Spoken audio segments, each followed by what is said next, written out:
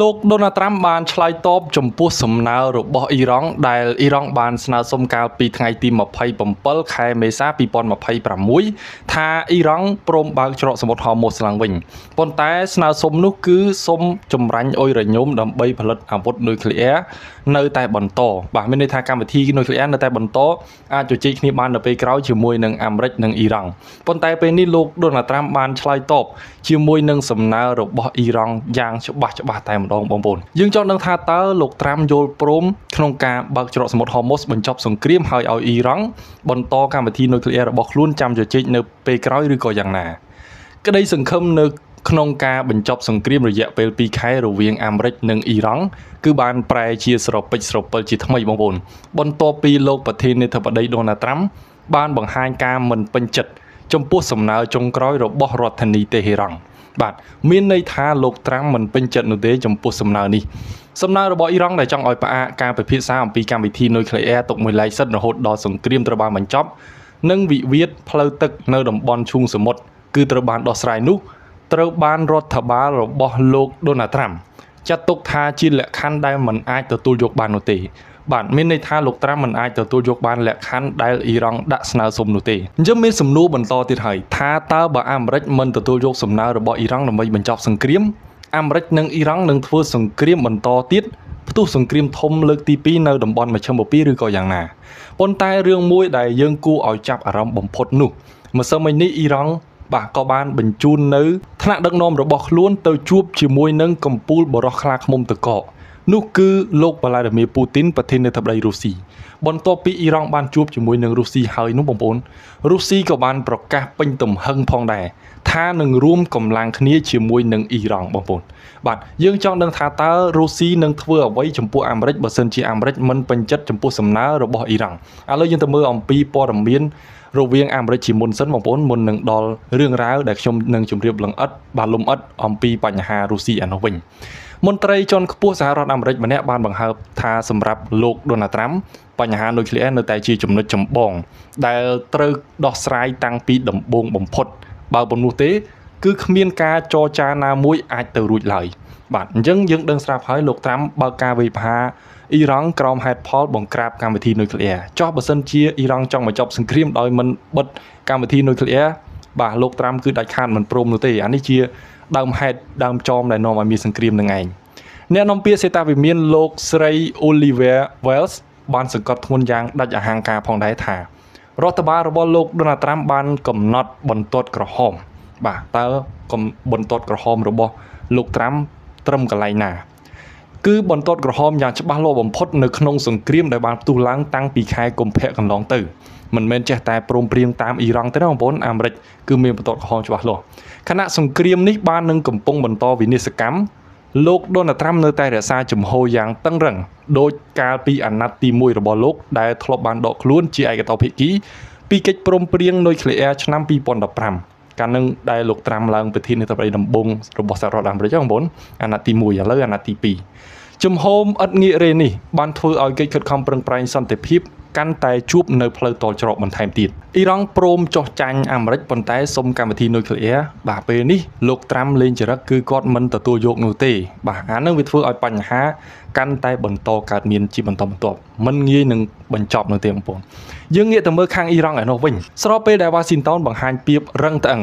រដ្ឋមន្ត្រីការបរទេសអ៊ីរ៉ង់លោក Abbas Araghchi បានបន្តយុទ្ធនាការការទូតយ៉ាងសកម្មដោយបានធ្វើដំណើរទៅកាន់ប្រទេសអ៊ូម៉ង់និងចុងក្រោយបានទៅដល់ប្រទេសរុស្ស៊ីបាទដើម្បីជួបពិភាក្សាជាមួយនឹងប្រធានាធិបតីវ្លាឌីមៀរពូទីនបាទមានន័យថាអ៊ីរ៉ង់បញ្ជូននៅប្រមុខការទូតរបស់ខ្លួនបាទទៅកាន់អ៊ូម៉ង់ហើយបន្ទាប់មកទៅកាន់បាទខ្លាឃ្មុំតកករុស្ស៊ីបាទតើអ៊ីរ៉ង់បានផលប្រយោជន៍អ្វីអំពីដំណើររបស់ប្រមុខការទូតរបស់អ៊ីរ៉ង់មួយនេះបងប្អូនមិនធម្មតាទេក្នុងរឿងនេះនៅក្នុងជំនួបនោះលោក Abbas Araghchi ទទួលបានការគាំទ្រយ៉ាងពេញទំហឹងអំពីសម្ព័ន្ធមិត្តចាស់វសារបស់ខ្លួនដែលនេះវាសបញ្ជាក់ឲ្យឃើញថា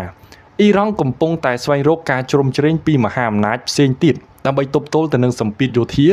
និងសេដ្ឋកិច្ចពីសំណាក់រដ្ឋបាលរបស់លោកត្រាំនិងអ៊ីស្រាអែលផងដែរបាទអ៊ីរ៉ង់មិននៅស្ងៀមទេណាបងប្អូនធ្វើតែពេលនេះកំពុងតែចាញ់ប្រៀបអាមេរិកដែលអាមេរិកបិទច្រកហុំមុខក៏ពិតមែន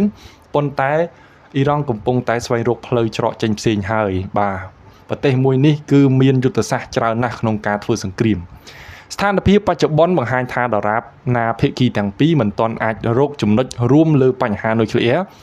នោះសង្គ្រាមបង្ហូរឈាមនឹងបន្តយាយីស្ថិរភាពពិភពលោកតទៅទៀតនិយាយឲ្យខ្លីទៅមានន័យថាលោកត្រាំមិនព្រមទទួលយកសំណើដែលអ៊ីរ៉ង់ចង់បន្តកម្មវិធីនុយក្លេអ៊ែរនោះទេបាទទោះបីជាអ៊ីរ៉ង់ព្រមបើកច្រកហូម៉ូសដើម្បីដឹកទំនិញឲ្យនាវាផ្សេងអាចដឹកប្រេងចេញពីច្រកនេះបានក៏ដោយក៏អាមេរិកមិនព្រមដែរបើសិនជាអ៊ីរ៉ង់នៅតែចង់បន្តនៅអាវុធនុយក្លេអ៊ែរបញ្ហានេះជាចំណុចមួយដែលពិបាកក្នុងការដោះស្រាយបំផុតចំពោះសង្គ្រាមនេះបាទអ្វីដែលអាចនឹងកើតឡើងនាថ្ងៃខាងមុខយើងពិបាកនឹងប៉ាន់ស្មានខាងណាស់បងប្អូនជាបន្តទៅនេះខ្ញុំសូមជូនរឿងរ៉ាវព័ត៌មានអំពីអ៊ីរ៉ង់ដែលបានទៅកាន់អ៊ូម៉ង់ហើយទៅដល់រុស្ស៊ីបាទតើអ៊ីរ៉ង់ទទួលបានផលប្រយោជន៍អ្វីអំពីរុស្ស៊ីរហូតដល់លោកវ្លាឌីមីពូទីនបានប្រកាសយ៉ាងក្តីតែម្ដងថារុស្ស៊ីនឹងជួយអ៊ីរ៉ង់យ៉ាងពេញទំហឹងក៏ដូចជារួមកម្លាំងជាមួយនឹងអ៊ីរ៉ង់បាទតើរុស្ស៊ីនឹងរួមកម្លាំងអ៊ីរ៉ង់នឹងប្រឆាំងជាមួយនឹងអាមេរិកឬក៏បាទសម្រុះសម្រួលរវាងអ៊ីរ៉ង់ជាមួយនឹងអាមេរិកឲ្យត្រូវរើគ្នាឡើងវិញបាទនេះគឺជាបញ្ហាដែលបងប្អូនប្រហែលជាកំពុងតែឆ្ងល់និងកំពុងតែចង់ដឹងខ្លាំងណាស់បងប្អូនបាទកាលពីថ្ងៃទី27ខែមេសា2026នេះលោកប្រធានាធិបតីវ្លាឌីមីពូទីនបានផ្ញើសារយ៉ាងកក់ក្ដៅមួយទៅកាន់ពិភពលោកជាពិសេសនោះគឺទៅកាន់តំបន់មជ្ឈមបូព៌ាដែលកំពុងតែមានភ្លើងសង្គ្រាមផងដែរបាទតើសារអ្វីទៅដែលលោកពូទីនបរិះខ្លាឃ្មុំតកកផ្ញើទៅកាន់ពិភពលោកដែលធ្វើឲ្យមានភាពកក់ក្ដៅខ្លាំងបែបនេះបាទនេះមិនមែនជាសារធម្មតាដែលយើងអានហើយជារឿងធម្មតានោះទេបងប្អូនបាទដែលអាចគេហៅថាតាក់ទាញចិត្តឬក៏តាក់ទាញចំណាប់អារម្មណ៍ពីពិភពលោកបានពីរុស្ស៊ីបាទក្នុងសង្គ្រាមនៅមជ្ឈមបូព៌ានេះនៅក្នុងកិច្ចពិភាក្សាជាមួយនឹងរដ្ឋមន្ត្រីការបរទេសអ៊ីរ៉ង់លោក Abbas Araghchi នៅបាទទីក្រុង Saint Petersburg លោកពូទីនបានបញ្ជាក់យ៉ាងច្បាស់ថាប្រទេសរុស្ស៊ីនឹងប្រើប្រាស់រាល់លទ្ធភាពដែលមាននិងធ្វើគ្រប់បែបយ៉ាងបាទដើម្បីឲ្យតំបន់ដែលពោពេញទៅដោយចំនួនមួយនេះគឺអាចរកសន្តិភាពឡើងវិញនៅក្នុងពេលដ៏ខ្លីបំផុតបាទអញ្ចឹងនេះគឺជាការធានាដែលធ្វើឲ្យពិភពលោកមានភាពកក់ក្ដៅមួយដោយសាររបស់លោកវ្លាឌីមីពូទីនតើលោកពូទីនយកអ្វីមកសំអាងថារុស្ស៊ីអាចធ្វើឲ្យអ៊ីរ៉ង់ជាមួយនឹងអាមេរិកត្រូវរើគ្នាក៏ដូចជាមានពន្លឺសន្តិភាពពិភពលោកឡើងវិញខណៈពេលដែលរុស្ស៊ីឥឡូវនេះក៏កំពុងតែធ្វើសង្គ្រាមជាមួយនឹងអ៊ុយក្រែនផងដែរបងប្អូនបាទហើយនៅចុងវីដេអូនេះបន្ទាប់ពីព័ត៌មាននេះខ្ញុំនឹងជម្រាបជូនបងប្អូនអំពីបញ្ហារវាងក្រុម Hezbollah ជាមួយនឹងអ៊ីស្រាអែលបងប្អូនបាទទោះបីជាមានការចរចានៅអាមេរិកក៏មិនស្ងប់ស្ងាត់នោះដែរបងប្អូនបាទការចោទប្រកាន់គ្នាការវាយប្រហារគ្នានៅតែបន្តរវាងលីបង់និងអ៊ីស្រាអែលបងប្អូនប៉ុន្តែយើងទៅមើលអំពីបញ្ហារុស្ស៊ីជាមុនសិនបាទយោងទៅតាមសារព័ត៌មាន Meduza លោកពូទីនបានសង្កត់ធ្ងន់ថារាល់សកម្មភាពរបស់ប្រទេសរុស្ស៊ីគឺធ្វើឡើងដើម្បីបម្រើផលប្រយោជន៍របស់អ៊ីរ៉ង់បាទដើម្បីប្រយោជន៍អ៊ីរ៉ង់តែម្ដងសម្ព័ន្ធមិត្តគឺនិយាយបែបហ្នឹងទើបស័ក្តិសមជាសម្ព័ន្ធមិត្តក៏ដូចជាប្រជាជនទាំងអស់នៅក្នុងតំបន់របស់អ៊ីរ៉ង់បន្ថែមពីលើការសន្យារឿងសន្តិភាពលោកពូទីនក៏បានពោលពាក្យសរសើរមិនដាច់ពីមាត់ចំពោះភាពក្លាហាននិងភាពអង់អាចរបស់ប្រជាជនអ៊ីរ៉ង់ដែលបានតស៊ូយ៉ាងប្តូរផ្ដាច់ដើម្បីឯករាជ្យនិងអធិបតេយ្យភាពរបស់ខ្លួនឯងផងដែរបាទលោកពូទីនសូមសរសើរបាទចំពោះប្រជាជនអ៊ីរ៉ង់ក៏ដូចជាឆ្មាំបដិវត្តអ៊ីរ៉ង់បាទហ៊ានបដូរជីវិតគ្រប់សពបែបយ៉ាងដើម្បីការពារបូរណភាពទឹកដីការពាររបបប្រទេសរបស់ខ្លួនឯងតែម្ដងលោកបានបញ្ជាក់ទៀតថារុស្ស៊ីនៅតែរក្សាជំហរយ៉ាងច្បាស់លាស់នៅក្នុងការបន្តពង្រឹងទំនាក់ទំនងយុទ្ធសាស្ត្រជាមួយនឹងអ៊ីរ៉ង់ឲ្យកាន់តែស្អិតរមួតខ្លាំងឡើងការបដិញ្ញាចិត្តរបស់មេដឹកនាំរុស្ស៊ីនៅពេលនេះបានធ្វើឲ្យបរិយាកាសជំនួបកាន់តែមានភាពជិតស្និទ្ធដោយខាងភាគីអ៊ីរ៉ង់បានចាត់ទុកថារុស្ស៊ីមិនត្រឹមតែជាមិត្តនោះទេប៉ុន្តែគឺជាដៃគូយុទ្ធសាស្ត្រដ៏សំខាន់បំផុតដែលមិនអាចខ្វះបានជំនួបដ៏សំខាន់រវាងមហាអំណាចទាំងពីរនេះបានបង្ហាញឲ្យឃើញនៅការរួបរวมកម្លាំងគ្នារវាងរុស្ស៊ីនិងអ៊ីរ៉ង់នៅក្នុងពេលដែលស្ថានភាពពិភពលោកកំពុងតែស្ថិតនៅក្នុងភាពមិនច្បាស់លាស់នោះទេបាទមានន័យថារុស្ស៊ីជាមួយនឹងអ៊ីរ៉ង់កំពុងតែរួបរวมគ្នាខ្លាំងណាស់សម្ព័ន្ធមិត្តអ៊ីរ៉ង់យើងឃើញមានតែរុស្ស៊ីទេបងប្អូនដែលចេញមុខចេញមាត់ច្រើនជាងគេជួយទៅកាន់អ៊ីរ៉ង់បងប្អូនបាទចំពោះចិនកូរ៉េខាងជើងបាទនិងបណ្ដាប្រទេសផ្សេងៗទៀតដែលជាសម្ព័ន្ធមិត្តគឺហាក់ដូចជាស្ងប់ស្ងាត់អស់ហើយបងប្អូនបាទនៅពេលដែលអ៊ីរ៉ង់មានគេហៅថាមានអាសន្នខ្លាំងណាបងប្អូនការដែលលោកពូទីនចេញមុខមកធានាថានឹងធ្វើគ្រប់យ៉ាងដើម្បីសន្តិភាពមិនត្រឹមតែជាការផ្ដល់កម្លាំងចិត្តដល់អ៊ីរ៉ង់ប៉ុណ្ណោះទេបាទតើផ្ដល់អ្វីថែមទៀតផងឬក៏ផ្ដល់សភាវុធបាទប៉ុន្តែវាក៏ជាសញ្ញាមួយបង្ហាញទៅកាន់ពិភពលោកថារុស្ស៊ីកំពុងតែបង្កើនឥទ្ធិពលរបស់ខ្លួនយ៉ាងខ្លាំងនៅក្នុងការសម្រេចជោគវាសនានៅក្នុងតំបន់មជ្ឈមបូព៌ាបាទបើសិនជារុស្ស៊ីអាចធ្វើឲ្យ បាទរវាងអាមេរិកជាមួយនឹងអ៊ីរ៉ង់និយាយត្រូវរើគ្នាធ្វើឲ្យសន្តិភាពចំពោះពិភពលោកយើងក៏ត្រូវវាតម្លៃផ្សេងបាទទៅកាន់រុស្ស៊ីផងដែរដោយកន្លងទៅខ្ញុំជឿជាក់ថាបងប្អូនដែលតាមដានព័ត៌មានអន្តរជាតិគឺវាតម្លៃថារុស្ស៊ីឈ្លានពានអ៊ុយក្រែនរុស្ស៊ីធ្វើខុសបាទដាក់ទណ្ឌកម្មរុស្ស៊ីគឺសមណាស់ប៉ុន្តែបើសិនជារុស្ស៊ីអាចជួយបានមែនណាបងប្អូនគឺយើងនឹងវាតម្លៃថារុស្ស៊ីគឺជាវរៈបរិះជាសេះសមកជួយយើងហើយបងប្អូនបាទដើម្បីសម្រួលក្នុងការវាយប្រហារដល់បាទចំពោះពិភពលោកបងប្អូនអ្វីត្បិតតែរុស្ស៊ីឈ្លានពានអ៊ុយក្រែនតែបើសិនជារុស្ស៊ីអាចជួយបញ្ហានេះបានមែនបាទយើងក៏គួរអរគុណរុស្ស៊ីដែរយើងវាតម្លៃរុស្ស៊ីផ្សេងផងដែរបងប្អូនប៉ុន្តែចំពោះអ៊ុយក្រែនក៏ជារឿងមួយផងដែរបងប្អូនទាំងអស់គ្នាយើងទៅមើលអំពីបញ្ហារវាងមេក្រុម Hezbollah ដែលចង់វាយប្រហារជាមួយនឹងអ៊ីស្រាអែលដល់ទីបញ្ចប់បាទបងប្អូនប្រហែលជាឆ្ងល់ហើយថារវាងលីបង់និងអ៊ីស្រាអែលមានការចរចាគ្នានៅអាមេរិកម្ដងរួចហើយតើហេតុអ្វីបានចរចាហើយនៅតែចង់វាយគ្នាទៀតបាទបញ្ហាគឺវាមិនដូចអ្វីដែលយើងឃើញនោះទេនៅខាងក្នុងគឺមានច្រើនណាស់តោះតែបងប្អូនអាសាតាមដានព័ត៌មានឲ្យបានជាប់លាប់បន្តិចបាទដូចអ្វីដែលខ្ញុំតែងតែជម្រាបជូនអស់លោកអ្នកអញ្ចឹងណាបងប្អូនបាទហើយនៅtrongវីដេអូនេះក៏យើងទៅមើលអំពីព័ត៌មានមួយដែលគួរចាប់អារម្មណ៍នោះគឺអាល្លឺម៉ង់ហាក់ដូចជាថ្លើមធំមែនទេបងប្អូនចេញមកចំអកឌឺដងទៅកាន់បងធំពិភពលោកអាមេរិកផ្ទាល់តែម្ដងគឺលោកត្រាំបាទអាល្លឺម៉ង់ថាចំពោះសង្គ្រាមនៅអ៊ីរ៉ង់នេះបាទអាមេរិកគឺហាក់ដូចជាល្ងីល្ងើខ្លាំងណាស់បាទពាក្យសម្ដីរបស់អាល្លឺម៉ង់ចំអកឌឺដងទៅកាន់អាមេរិកនេះមិនមែនជាពាក្យធម្មតាទេបងប្អូនដែលធ្វើលោកត្រាំហាក់ដូចជាកំពុងតែឆាបឆេះក្នុងខ្លួនហើយបងប្អូនពេលនេះប៉ុន្តែឥឡូវយើងទៅមើលអំពីបញ្ហារវាងលីបង់ជាមួយនឹងអ៊ីស្រាអែលជាមុនសិនដោយមេក្រុម Hezbollah ចង់វាយប្រហារអ៊ីស្រាអែលដល់ទីបញ្ចប់បាទនៅក្នុងសេចក្តីថ្លែងការណ៍ផ្សាយដោយសារព័ត៌មាន Ashaq al-Safat នាថ្ងៃច័ន្ទទី27ខែមេសា2026លោក Naim Qassem បានច្រានចោលការចរចាជាមួយនឹងភាគីអ៊ីស្រាអែលដោយលោកអះអាងថាយើងបដិសេធដាច់ខាត់ចំពោះការចរចាផ្ទាល់ជាមួយនឹងអ៊ីស្រាអែលហើយអ្នកកាន់អំណាចគួរដឹងថាសកម្មភាពរបស់ពួកគេនឹងមិនផ្ដល់ផលប្រយោជន៍លីបង់បាទឬក៏ដល់ពួកគេនោះឡើយបាទដល់ពួកគេនោះមានន័យថាដល់ក្រុម Hezbollah ឬក៏លីបង់ឲ្យសកម្មភាពរបស់អ៊ីស្រាអែលបងប្អូនសរុបមកវិញមានន័យថាក្រុម Hezbollah នេះគឺដាច់ខាតមិនចរចានោះទេបងប្អូនបាទវាយប្រហារដល់ទីបញ្ចប់តែម្ដងទន្ទឹមនោះដែរលោកបានបញ្ជាក់ផងដែរថាទោះសត្រូវគម្រាមកំហែងខ្លាំងប៉ុណ្ណាក៏ដោយក៏យើងមិនដកថយឡើយហើយយើងមិនអោនក្បាលដាច់ខាតក៏មិនទទួលបរាជ័យផងដែរ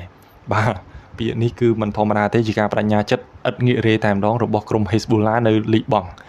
ប៉ុន្តែការចរចាជាមួយអ៊ីស្រាអែលគឺជាអំពើបាបដ៏សែនធ្ងន់ដែលធ្វើឲ្យប្រទេសលីបង់បាត់ស្ថិរភាពបាទគ្រាន់តែចរចា Hezbollah ថាជាអំពើបាបដ៏សែនធ្ងន់បាទមានន័យថា Hezbollah ជាមួយនឹងអ៊ីស្រាអែលជាសត្រូវស៊ូពូជដែលមិនអាចរំងាប់បាននោះឡើយបងប្អូនបាទទោះបីជាលីបង់ជាមួយនឹងអ៊ីស្រាអែលអាចចរចាត្រូវគ្នាក៏ក្រុម Hezbollah នៅក្នុងលីបង់នេះអាចបង្កឲ្យមានសង្គ្រាមនៅថ្ងៃជាបន្តបន្ទាប់ផងដែរបងប្អូនប៉ុន្តែយើងងាកទៅមើលអំពីភាគីអ៊ីស្រាអែលវិញម្ដងបងប្អូនបាទដោយអ៊ីស្រាអែលបានព្រមានទៅកាន់មេដឹកនាំក្រុម Hezbollah ដែលបាននិយាយមិញហ្នឹងថាកំពុងតែបលែងលេងជាមួយនឹងភ្លើងហើយបាទមានន័យថាអ៊ីស្រាអែលចាត់ទុកប្រទេសខ្លួនឬក៏សមត្ថភាពរបស់ខ្លួនថាជាភ្លើងដែលក្រុម Hezbollah មិនទទួលយកការចរចាហើយចង់វាយប្រហារអ៊ីស្រាអែលបន្តមេតបធំរបស់អ៊ីស្រាអែលនោះគឺលោក Israel Katz ដែលជារដ្ឋមន្ត្រីក្រសួងការពារជាតិបងប្អូនកាលពីថ្ងៃច័ន្ទ27មេសា2026នេះបានព្រមានថាភាពរឹងទទឹងរបស់ក្រុម Hezbollah នឹងនាំមកនៅផលវិបាកយ៉ាងអន្តរាយសម្រាប់ប្រទេសលីបង់បាទតើអ៊ីស្រាអែលគ្រោងនឹងប្រើប្រាស់អ្វីដើម្បីធ្វើឲ្យបាទក្រុម Hezbollah នៅលីបង់នេះបាទមានភាពអន្តរាយបាទដែលជាការព្រមានរបស់មេតបធំអ៊ីស្រាអែលនេះបើតាមការចេញផ្សាយដោយទីភ្នាក់ងារសារព័ត៌មាន AFP លោក Katz បាននិយាយថាមេដឹកនាំក្រុម Hezbollah លោក Naim Qassem កំពុងតែប្រឡែងលេងជាមួយនឹងភ្លើងហើយភ្លើងមុខជានឹងឆាបឆេះក្រុម Hezbollah រួមជាមួយនឹងប្រទេសលីបង់ទាំងមូលក្រុម Hezbollah គ្រប់គ្រងអ៊ីរ៉ង់ទេបងប្អូនប៉ុន្តែតាំងទីលំនៅនៅក្នុងប្រទេសលីបង់បាទគេហៅថាដៃជើងក្រៅប្រទេសរបស់អ៊ីរ៉ង់អញ្ចឹងបើសិនជាក្រុម Hezbollah នៅតែបង្កសង្គ្រាមលីបង់គឺនឹងបាទខ្ទេចខ្ទាំដោយមិនមានការចូលរួមសង្គ្រាមក៏លីបង់ខ្ទេចខ្ទាំដែរអានេះជាបញ្ហាធំលោក Katz បានសង្កត់ធ្ងន់ថារដ្ឋាភិបាលលីបង់ចាំបាច់ត្រូវតែរំសាយអាវុធរបស់ក្រុម Hezbollah ដោយចាប់ផ្ដើមពីភាគខាងត្បូងលីបង់ព្រោះអ៊ីស្រាអែលមិនអាចទទួលយកដាច់ខាតនៅស្ថានភាពមួយដែលមានបទឈប់បាញ់នៅលីបង់ទន្ទឹមគ្នាជាមួយនឹងសកម្មភាពវាយប្រហារមកលើកងកម្លាំងអ៊ីស្រាអែលនិងសហគមន៍នៅភាគខាងជើងអ៊ីស្រាអែលបាននោះទេបាទបើសិនជាក្រុម Hezbollah នៅលីបង់នៅវាយប្រហារអ៊ីស្រាអែលបាទអ៊ីស្រាអែលនៅតែបន្តវាយប្រហារលីបង់ដូចគ្នាហើយការឈ្លានពានក៏នៅតែបន្តដែរនេះជាបញ្ហាដែល កើតឡើងនៅក្នុងប្រទេសលីបង់បងប្អូនទោះបីជាលីបង់មិនបានចូលសង្គ្រាមក៏ Hezbollah នៅលីបង់នឹងចូលសង្គ្រាមប៉ះពាល់ដល់លីបង់ដដែលបងប្អូននេះជាបញ្ហាដែលពិបាកនឹងដោះស្រាយមែនទែនដោយសារតែបងធំមិនទាន់ដោះស្រាយប្អូនតូចក៏ពិបាកដោះស្រាយដែរបងប្អូនបើសិនជាអាមេរិករវាងអាមេរិកអ៊ីរ៉ង់អាចដោះស្រាយបាន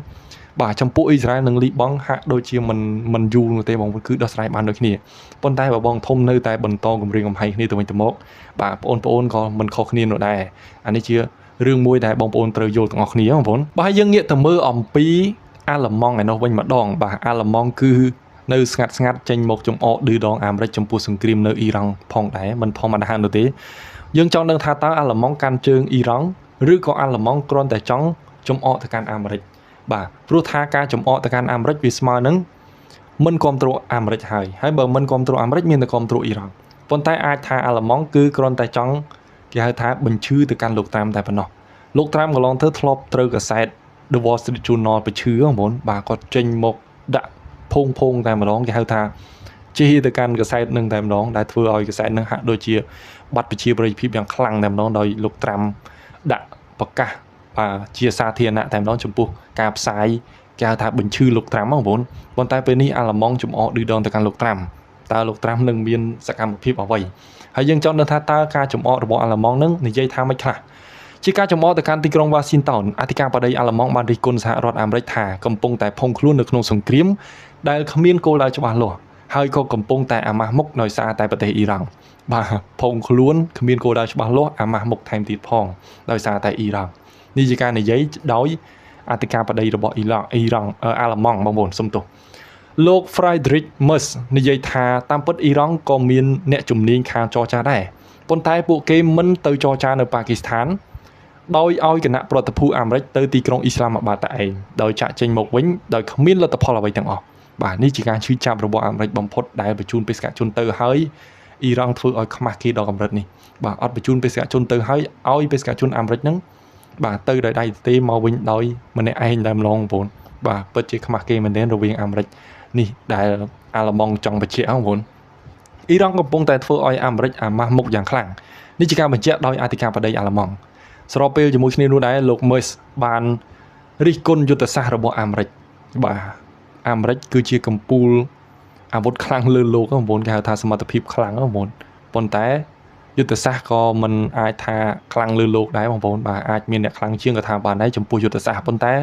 ែរបស់លេងគឺអាមេរិកមិនខ្វះទេបងប្អូនមានសពគ្រប់បែបយ៉ាងអញ្ចឹងហើយទៅខ្លាចជាមហាអំណាចលេខ1លើលោកអាល្លឺម៉ង់រិះគន់យុទ្ធសាស្ត្រអាមេរិកនោះគឺកំពុងតែធ្វើសង្គ្រាមដោយគ្មានគោលដៅច្បាស់លាស់បាទដោយកាលដែលសង្គ្រាមអ៊ីរ៉ាក់និងអាហ្គានីស្ថានដែរបាទសង្គ្រាមអ៊ីរ៉ាក់បងប្អូននឹងស្រាប់ហើយកាលឆ្នាំ90ជាងដែលធ្វើឲ្យអ៊ីរ៉ាក់ឥឡូវនេះក៏មិនទាន់ស្ដារប្រទេសបានឡើងវិញអានឹងជាបញ្ហារបស់អ៊ីរ៉ាក់អាហ្គានីស្ថានក៏ដូចគ្នាដែរបងប្អូនបាទពលគឺទីក្រុង Washington ត្រូវបានជាប់ភុងលងខ្លួនមិនដឹងបាទត្រូវដកថយវិញដោយរបៀបណាបាទមានន័យថាសង្គ្រាមអូសបន្លាយយូរអញ្ចឹងណាបងប្អូន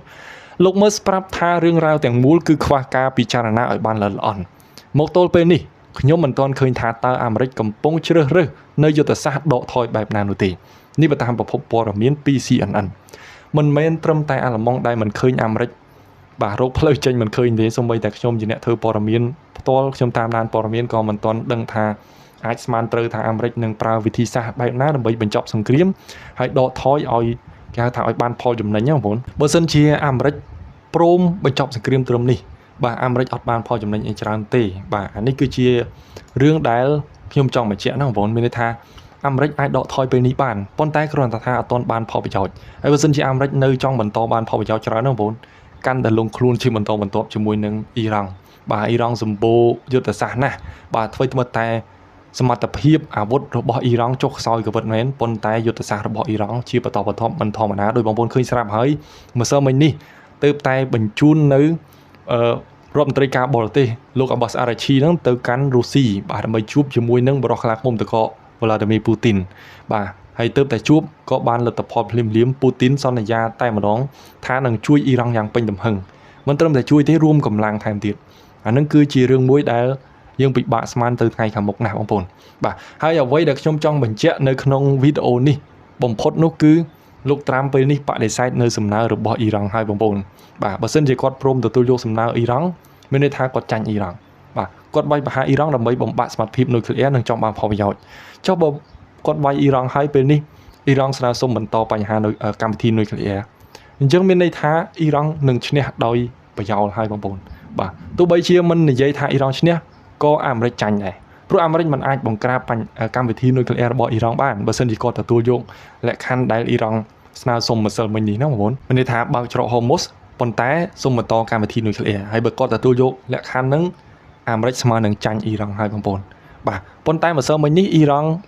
គេហៅថាថយមួយជំហានហើយបាទសុំចរចាជាមួយនឹងអាមេរិកដោយព្រមបើកច្រកហូម៉ូសបាទប៉ុន្តែមានលក្ខខណ្ឌបាទអាហ្នឹងក៏ជាការថយមួយជំហានដោយអ៊ីរ៉ង់ដែរប៉ុន្តែពេលនេះអាមេរិកកំពុងតែមានប្រៀបជាងបាទអាមេរិកមានប្រៀបជាងនោះគឺដោយសារតែអាមេរិកទៅបិទច្រកហូម៉ូសបាទរៀនតាមគ្នាទៅវិញទៅមកតែម្ដងសង្គ្រាមខ្លាំងអ៊ីរ៉ង់បិទច្រកហូម៉ូស